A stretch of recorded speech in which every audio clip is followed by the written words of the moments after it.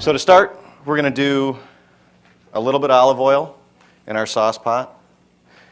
Non-stick, as I'm sure you can see too. Holly, less oil, right?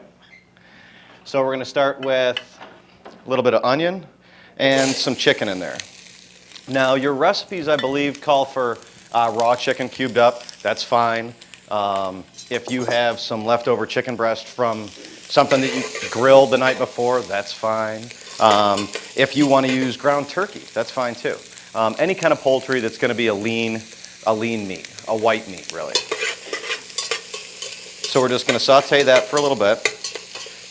And for the magic of television too, we're not going to take everything all the way done. So adding into that afterwards, I believe it calls in your recipe for your spices after basically everything's sauteed.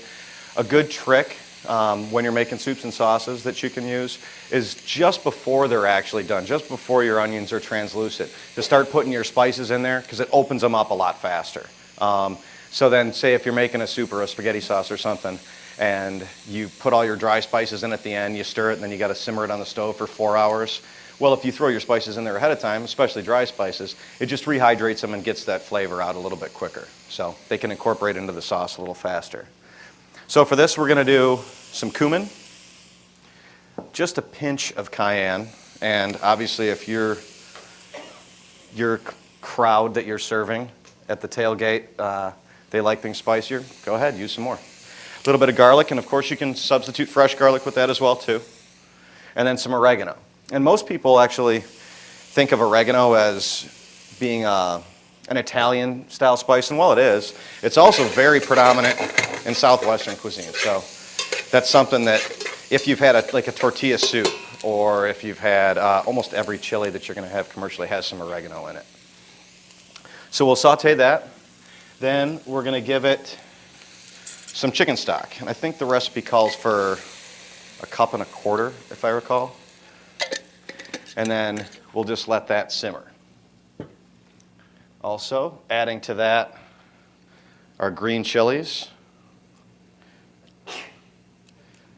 And you might have heard this called green mountain chili or chili verde or white chili, white bean chili. All sorts of different names. Basically what it means is a lighter colored bean with a lighter colored meat simmered together into a chili with similar Southwestern style flavors added to it, like cumin, coriander, things like that. Now your recipe also calls for cilantro. Well, personally, I'm of the belief that there's no sense in using cilantro unless you're using fresh cilantro.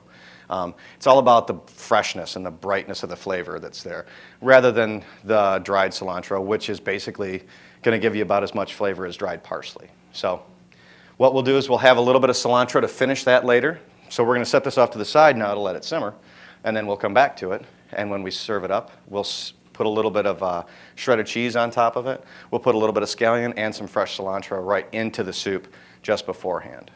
Okay? What's that? Oh, good. Thank you. So we're just going to let that simmer over here. Now, if you notice that you take a look at ours and it looks like it might need a little bit more stock, that's fine. Put some more stock in it. If when you're making it at home, it looks like maybe you put too much stock in it, that's fine. You can fix that. It's real easy. There's a few different ways that you could actually thicken up a white bean chili like that. One would be to make a masa slurry, and that would be like cornmeal and a little bit of water, and that's really not going to impart any sodium or too much more calories to it.